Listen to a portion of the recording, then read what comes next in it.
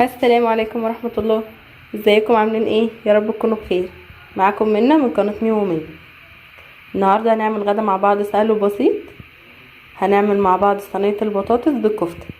حاجة كده يعني الصراحة انا بحبها وبحب اعملها، وبتطلب مني كتير اذا كان من جوزي او من بنتي، بيحبوها جدا جدا مني. تعالوا نشوف مع بعض هنعملها ازاي. الاول هنقول المقادير بتاعتنا. انا معايا نص كيلو كفتة، معايا بطاطسايه كبيره مقطعه بالشكل ده، يعني هي ولا تخينه ولا رفيعه. معايا بصلايه، طماطمايه، وانا كنت عندي صلصه بتاعه المكرونه كنا عاملينها مع بعض، ده هناخد منها معلقتين يعني، بدل ما نعمل صلصه من اول وجديد وكده، فدي تبقى جاهزه معايا. معانا فلفل. الكفته دي انا بضيف لها توابل، بضيف لها فلفل وكمون وسبع بهارات وحبه ملح صغيرين. ودي التوابل بتاعه البطاطس. معانا فلفل وكمون، سبع بهارات، بصل بودره وتوم بودره، واحده مرقه دجاج. دي بتبقى اختياري بقى، يعني حابه ان انت تحطيها او لا، دي بتاعتك انت. تعالوا بسم الله نبتدي. الاول هنعمل مع بعض تتبيله الكفته، وبعد كده بقى نشوف هنعمل ايه. بسم الله.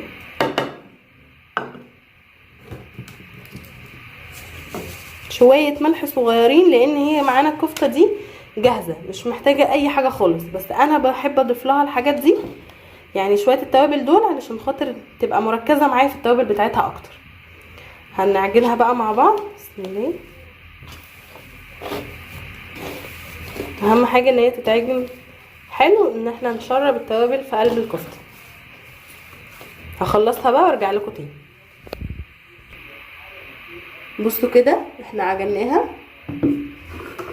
هنبتدي بقى ان احنا نصبحها مع بعض. انا بحب الاكله دي جدا عشان على طول بتتعمل بسرعه. بصوا بقى بناخد قطعه كده بالشكل بقى اللي انتوا عايزينه، عايزين نعمله بقى بالطول، عايزين تعملوها كور زي داود باشا، تبقى حلوه جدا. عايزه مثلا تعمليها فسيخ وتطلعيها تبقى متفرغه من جوه، مفيش مشكله، ما انا بحب اعملها كده. بصوا نعمل واحد تاني.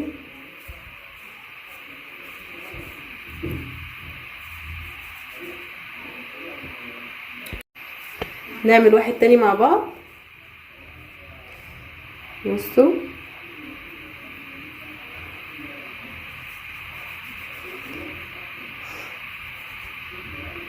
بالشكل ده.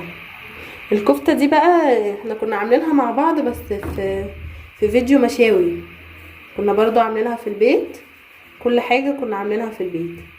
لو عايزين بقى تتفرجوا على الفيديو ده رجعوا للقناه بتاعتي، هتلاقوا الفيديو ده على القناه. برضو الوصفه بتاعتها جميله وهتحبوها جدا وسهله خالص، وانتوا اكيد هتحبوها علشان هي حاجه من البيت وانتوا عارفين هتبقى معموله ازاي. يا رب بقى فيديوهاتي تعجبكم. لو عجبتكم ما تنسوش بقى تحطوا لي لايك وكومنت جميل، عشان انا بحب كومنتاتكم الصراحه. بصوا بقى الكفته بتاعتنا، لو انت مش مستعجله عليها ومش هتعمليها على طول، حط لها التوابل زي ما انا ما حطيت لها كده، وشيليها في التلاجة شويه، هتجمد معاكي شويه وهتديكي برضو قوام حلو بقى. فعملنا شويه كده بالطول، ممكن نعمل شويه زي داود باشا كده. شوفوا الشكل ده كده. هخلص بقى بقيه الكميه دي، وبعد ما اخلص هرجع لكم تاني. رجعت لكم تاني بعد ما خلصت الكفته كده، بقت بالشكل ده. هنرص بقى الصينيه. النهارده احنا اكلنا في الفرن بس، يعني مش هنعمله على البوتاجاز. لو انت بقى حابه تعمليه على البوتاجاز مفيش مشكله، كده ماشي وكده ماشي. هنرص الاول مع بعض البطاطس. نحط فلفل الاول، اول حاجه يعني حاجات بسيطه كده، فلفل في الاول، يعني هي الرصة اختياري، يعني مش لازم تعملي حاجة معينة. بصل،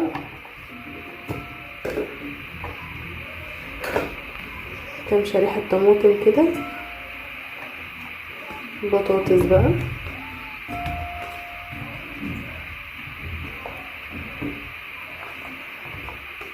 البصل البطاطس ترص كده.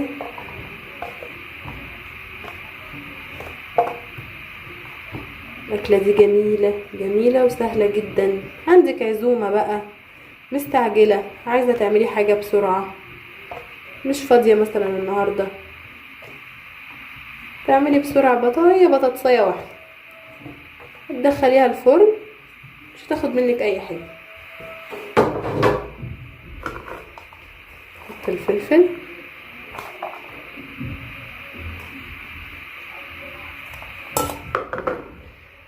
نحط التوابل الاول،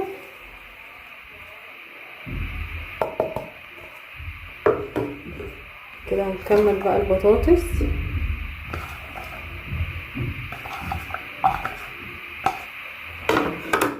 نحط الطماطم،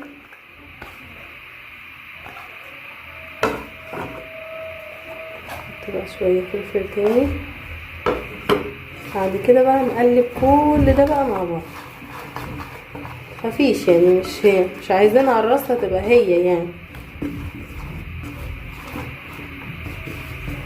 احنا لسه ما حطيناش ملح، احنا بس حطينا الطماطم والبصل والبطاطس والفلفل وعليهم التوابل. نحط بقى شوية ملح بس مش كتير عشان احنا حاطين مرق الدجاج بالشكل ده. نقلبهم تاني.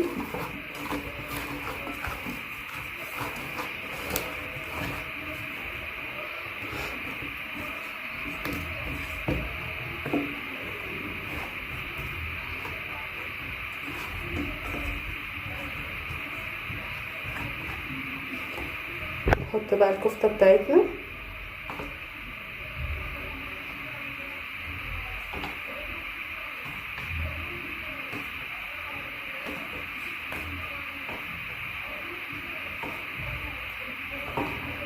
بجد لو عملتي الصينية دي مش هتبطلي ان انتي ما تعمليهاش، تلاقي نفسك بتعمليها على طول عشان مش بتاخدي مجهود ولا وقت فيها نهائي.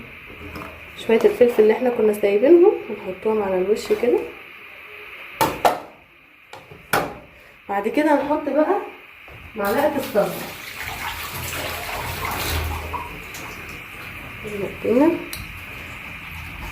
نحط معلقة صلصة.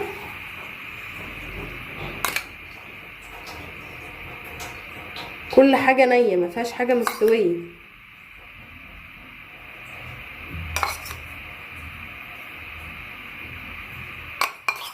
الصلصة دي بقى بتبقى اختياري، عايزاها تبقى كتيرة بتحطي زي ما انا حطيت كده، عايزاها تبقى شوية صغيرين تديكي طعم بس اللي هي الطماطم حطي شوية صغيرين. بعد الطماطم بعد ما حطينا الصلصة كده هنحط حوالي ربع كوباية مية، بس نحطهم في جنب واحد مش على الكفتة عشان تبقى من تحت. عشان كده حطينا البطاطس والبصل الاول. كده شكل الصينية بتاعتنا هندخلها الفرن، وعقبال ما تخش الفرن بقى نعمل مع بعض الرز. هنعمل جنبيها رز ايه هوريكم دلوقتي. تعالوا بقى نعمل مع بعض الرز. معايا نص كيلو رز بسمتي، يعني انا غسلته ونقعته في الميه حوالي يعني ساعه مثلا. معانا التوابل بتاعته، معلقه كبيره توابل كبسه، معلقه كبيره كركم، واحده مرق الدجاج، ومتستغربوش انا بحب المرق الدجاج في كل اكلي، ومعلقه صغيره من الثوم البودر، ومعلقه صغيره من البصل البودر، وزيهم الفلفل، وكام واحده من ورق اللوري او ورق الغار، وقطعه من اليانسون النجوم. ده انا بحبها، دي اختياري، حابه ان انت تحطيها حطيها. كمان انا بحط قرفه بس الصراحه انا ما عنديش قرفه، فانا هكتفي بس بالتوابل اللي عندي دلوقتي. ومش هنحط ملح غير اما نظبط ايه الميه بتاعتنا.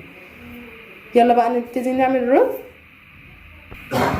تعالوا بقى نعمل مع بعض الرز. حطيت انا هنا معلقه سمنه كبيره، سبتها تسيح، عليها مثلا معلقه زيت برضو كبيره، يعني هو شويه سمنه وشويه زيت.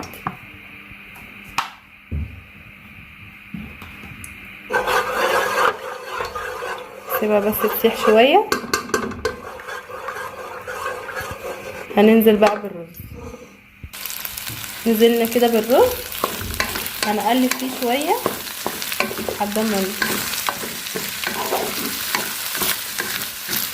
لحد ما السمنه تتشرب في الرز شويه كده.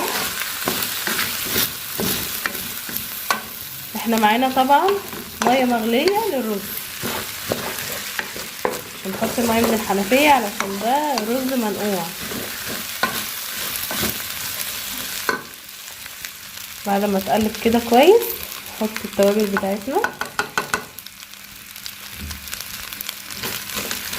نقلبها بقى كويس في الرز.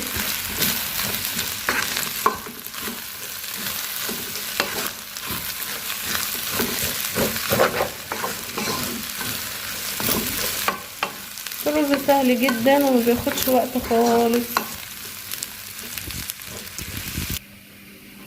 وكده بعد ما قلبناه كويس شرب اللون بتاعه توابل، هننزل بقى بالميه. بسم الله.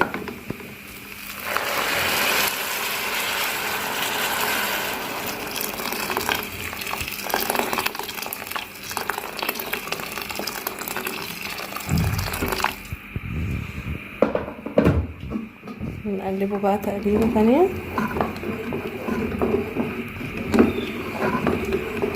هنوطي بقى عليه النار وهنسيبه بقى يستوي براحته.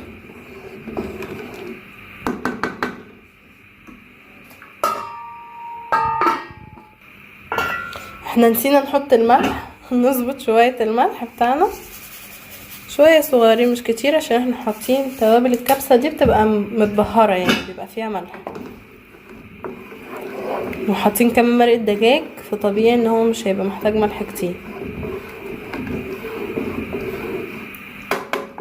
شوفوا كده، يعني شويه صغيرين كمان.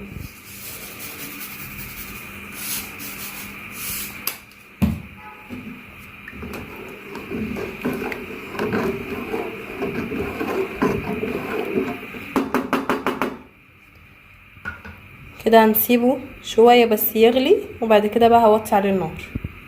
هخلص بقى الرز وهخلص الكفته بتاعتنا وارجع لكم بقى بالشكل النهائي. كده بقى ده شكل الكفته بتاعتنا بعد ما طلعت من الفرن. حاجه كده ما شاء الله، ان شاء الله هتعجبكم جدا لما تجربوا الوصفه دي. والرز بتاعنا كمان شوفوا ازاي جميل ومفلفل. عملنا جنبيها شويه سلطه خضراء. هنغرف بقى مع بعض، وبعد ما اغرف هبقى اوريكم بقى الشكل النهائي. ده كده شكل الطبق بتاعنا بعد ما خلص. يا رب يكون الوصفه عجبتكم. لو عجبكم الفيديو متنسونوش في اللايك والاشتراك في القناه والكومنت الجميل بتاعكم. اشوفكم على خير في فيديو جديد.